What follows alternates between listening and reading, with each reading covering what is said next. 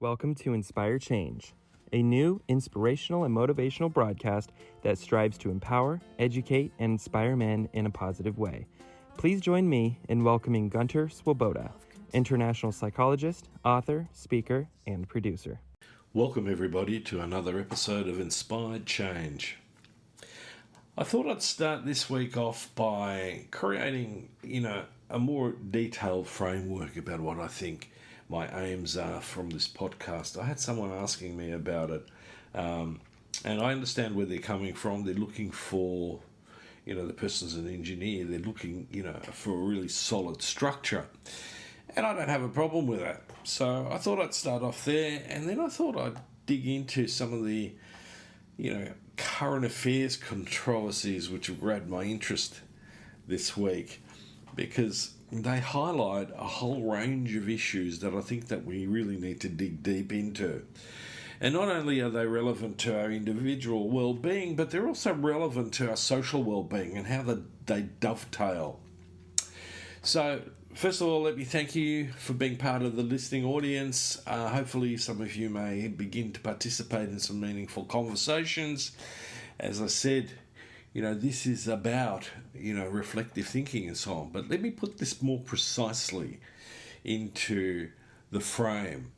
So, inherently, what I'm looking at doing is to provide a platform for education, right? So, in other words, what is it that we can learn from, for example, my experience and my skill sets and the way that I've approached not only my professional life, but also, my personal life. I think, after, 5 decades of being relatively conscious on the planet, I believe I've got something to share.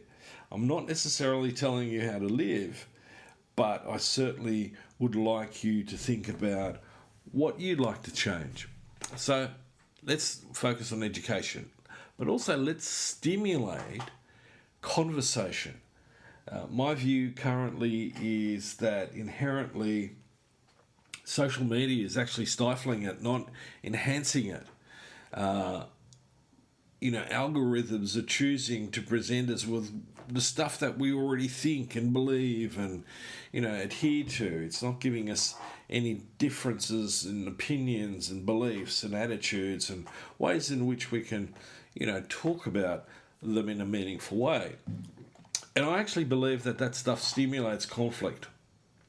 And I want to stimulate meaningful conversations that we have a greater level of well-being and that we have a greater level of well-being within the community.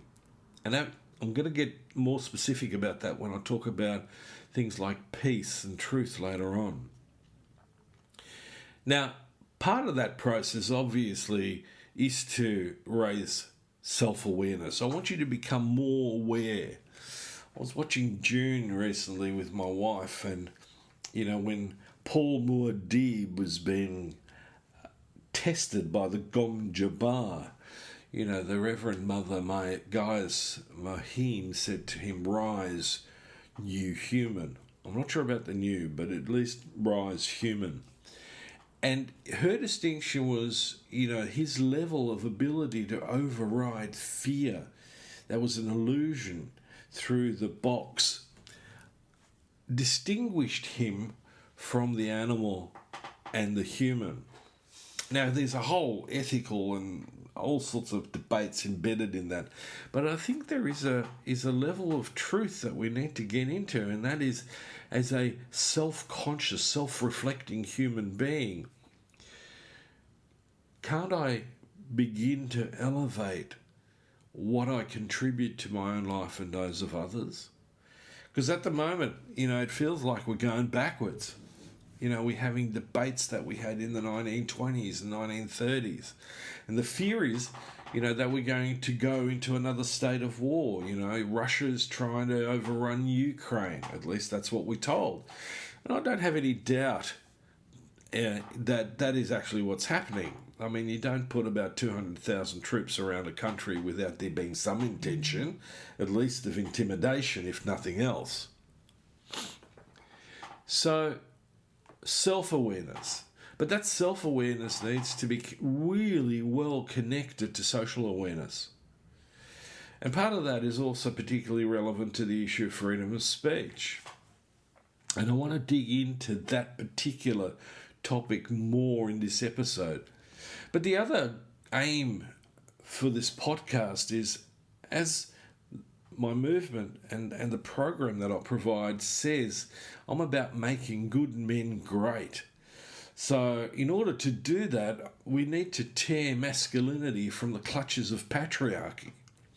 You know, one of the current affairs tidbits that hit, the front pages, or at least the screens this week, was Sean Penn's sort of very controversial statement about, being not in skirts, essentially that men have been overly feminised.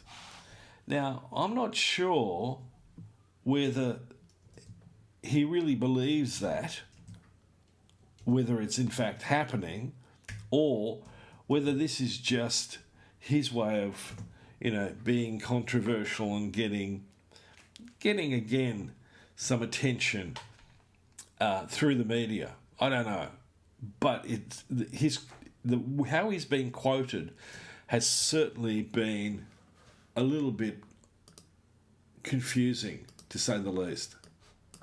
And my comment to that is we can dig into that a little bit further if we have time, or we'll do it on another podcast. But right now, I want to talk about, the fact that, whenever we talk about masculinity, I'm not talking about toxic masculinity. I'm talking about masculinity as something that is healthy. And we need to treasure that. We don't need to demonise it, because it's not masculinity that's the problem. In my book, it is patriarchy. Remember that. It's the persistent message that I'm giving in that realm. We need to be very, very cautious with that, and it's just getting bandied about in a very free way that is just more and more confusing, and it sets people at odds.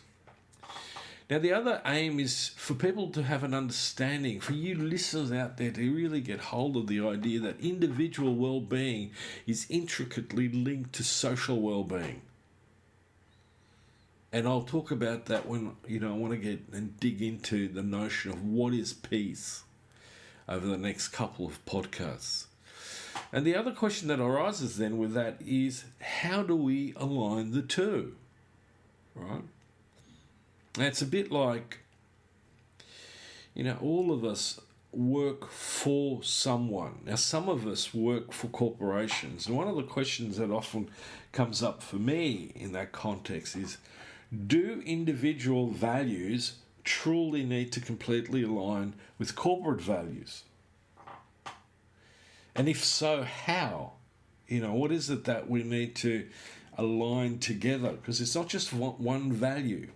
And my argument is that, currently, our economic system, our corporations, capitalism is based on the idea of competition. And I argue that vehemently. Human beings, in our endeavours to live, and work is part of living, do much better when we're cooperating. So the final thing around my aims of this podcast is I want to stimulate better critical thinking and being emotionally a lot more mature. And I've done a couple of podcasts around that whole issue about emotional maturity. But that we also act from a place of character and not just rules or impulse. Unfortunately, I spend a lot of time with people who have spent too much time making decisions based on impulse, addictions, conflict. I deal with people who are trying to deal with separation and divorce, and often in that space, our tendency is to descend rather than to ascend to a higher, better self. And it causes an enormous amount of damage. Now, that is my link to the whole idea of freedom of speech. And I've got to start off with that because it is such a vexed area at the moment. And to me, it constantly surprises me that people are puzzled between the link of freedom and responsibility. As a communal being, we can't just be free. That represents just chaos and a free-for-all. And, Ayn Rand talked about, rational selfishness. That was her justification. And in Making Good Men Great, I talk about how patriarchy makes us narcissistic. We acquire a level of narcissism that makes us feel better than everybody else because we're male. And it's tainted research, and it's tainted the way that we run corporations, that we run politics. There was a whole several days of media attention focused on Grace Tame, who was the Australian of the Year, and she's a sexual abuse survivor who's taken upon herself to speak openly about the issue and confront the politicians about what they're not doing. Mainly because at the moment we have politicians in charge who are running a boys' club with the same outmoded patriarchal attitudes that have plagued humanity for the last 8,000 years. Some people would argue 3,500 years with the codification of laws. But, I go back to the beginnings of the agricultural revolution and go, that's the starting point. This is where women, started to become marginalised in the whole process. All right? So, freedom of speech has become a focal issue. Traditionally, it's often been an issue for philosophers. And if you talk to most philosophers, and you may pretend that you're talking to Aristotle and Socrates and philosophers of days gone by, and I sometimes play that sort of mental game. Most of them will agree there is no such thing as absolute free speech. And to a large degree, the debate now is around, how do we restrict what people say? And it appears there's this really interesting split between the left and the right politically. Now, I'm not a big fan of left or right in any case, apart from the fact that left and right, again, and I said this in the last session, doesn't to me make a lot of sense. They're not really clearly defined characteristics of either side. We have a tendency to slip into extremism. So one of the characters who I always refer to is a guy called John Stuart Mill, who was particularly influential on the topic. And his way of thinking about freedom of speech boils down to the harm principle, which is what I adhere to. If you remember me speaking about this, I spoke about the fact that I try to live my life professionally and personally to do no harm. And so in regard to freedom of speech, I do truly believe that I should be able to freely express myself unless I'm harming someone else. So someone's recently thrown sticks and stones may break my bones, but words will never hurt me. Well, I work with people who've been harassed, bullied, sexually abused, traumatised by the system, and I can tell you that words do harm. And interestingly enough, even the things that aren't said, but it's the attitude in which things are delivered can actually potentially harm or hurt somebody. Now, I think we need to take responsibility for that. So it's not just what I say, but it's also how I say it and the context that I say it in. If we go to ethics.org.au, there's an interesting example on the whole issue of freedom of speech where It's about immigrants are stealing our jobs. Well, if you say that in front of an angry mob of recent laid off workers, quote unquote, who also happen to be outside an immigrant resource centre, you might just cause some violence. Now, according to Mill, you should face consequences for remarks like these. And indeed, our system of anti-discrimination and, the whole legal framework is that people need to be held accountable for what they say.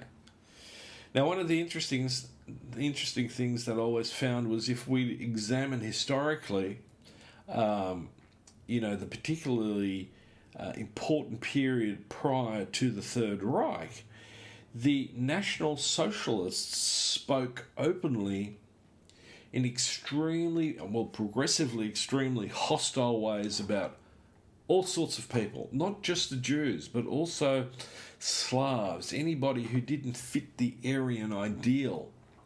And the discrimination got more and more and more intense as they got more and more power until it became law. And one of the things that frightens me about watching what's going on, especially in the United States, is democracy, which is based on the capacity of freedom, is being abused by those who want to restrict freedom and democracy. So we're beginning to see things like book banning personal choices like abortion, reproductive rights. And this is just going to get progressively worse if we do not hold the line that level of freedom has to experience some consequences. We cannot exist in a society that thrives collectively, not just for a small number of people or a particular group of people who hold a particular religion or ideology, but much, much more deeply than that. We need to create a platform wherein we can have robust debate which is based on being respectful. Now, I had an experience recently where I talked about, and I supported Neil Young in withdrawing his music from Spotify because Spotify has bought Joe Rogan. And my belief is that the material that Joe Rogan is presenting and has been presenting for a long, well, not all the time, but for a long time, has become progressively more, in my book, dangerous. It promotes conspiracy theories. It promotes fundamentally, lies. I'm not going to mince words when you promote stuff that's scientifically not supported, but you present it as fact. And if you have a lot of influence over people, yeah, that's problematic. That's damaging because a lot of people don't have the intellectual or the educational resources up their sleeve to take stuff apart and go, you know what, I think this is bullshit. And that's the thing that leads us down the path to progressively more and more conflict, like sedition, insurrection, and terrorism. And we are at the knife edge of this in the Western democracies. In fact, in many respects, if I'm being purely pedantic about it, we're struggling to hold democracy in most of the Western countries. We're really struggling. The influence of the autocrats, the authoritarians, has become overwhelmingly powerful. And if we don't want to go down the line of suddenly finding ourselves embroiled in wars created by the strong men, the patriarchs, the autocrat, we need to hold them to account and we need to check them. They need to be accountable for their actions. And if that means moving into accepting that, for the greater good, I need to have fewer individual rights, well, we need to have a discussion about that. I don't have an answer to this, But I think it comes down to a robust, meaningful conversation. But these days, you can't have that robust, meaningful conversation because either you are accused of being politically correct or you're woke or some other derogatory term, and it just stifles the whole debate. Now remember, if we're going to have a culture wherein each individual has the opportunity to thrive and we are a healthy society, those are the fundamental principles. As a couples therapist, one of the things that I learned really, really quickly that gets couples into trouble is disparate values and a lack of good, positive, communication.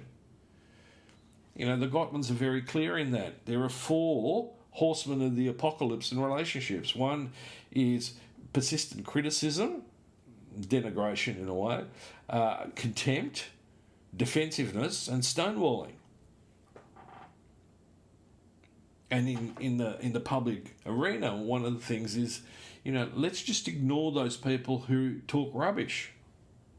Well, I don't think that's healthy. I think we need to talk about it. But we need to do it in a respectful manner. And that is going to ultimately be the benchmark. And if we lose that benchmark, we do need to firstly accept that our culture is declining. And as many people have argued, that will go down the road of the Roman Republic and then the Roman Empire.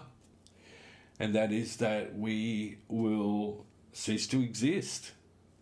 Now, the problem is that technologically we're in a space where, as we're deteriorating, we could take the whole planet with us. And that's a really scary thought. I was listening to, apparently Uri Geller believes that aliens are about to create a mass invasion. Now, I'll look at that with a little bit of amusement, but also, it raises some interesting thought experiments. So, if they're about to invade, why are they invading right now? Well, basically because we're really quite vulnerable. We're so split into factions globally that it wouldn't take much for an advanced civilization who can travel light years to land on the planet, take over, and either get rid of or enslave the human race. Now, most people go, but what if they're going to come and share their technology and their wisdom and so on to help us thrive as a planet? And I go, well, I'm a bit of a cynic on that level. Why would they bother? We've got enough people on the planet right here and now that are trying to do that, and we just ignore them. Why would we pay attention to a bunch of aliens? So, again, the apocalypse may seem far away, and I'm not a conspiracy theorist, so I'm not saying we're, an inch away, but the doomsday clock, like I said in the last podcast, is 11 seconds from midnight. How about we wind the clock back? And on that note, I want to encourage you to reflect on the aims of the podcast, to think about when you express yourself and you take on the right to speak freely, consider the consequences. Because in my line of work, I frequently have to deal with those people who've been truly harmed by a level of irrational selfishness and a narcissism. And that's unacceptable in my book. Until next time, this is me signing off. Gunter Swoboda does individual and group coaching for men looking to grow. For more information on this and the global Making Good Men Great movement, check out goodmengreat.com. If you have a topic for the show or would like to be a guest on the air, please email miranda@nortainment.com. That's miranda@NOIRTAINMENT.com. Thank you, and always keep inspiring change.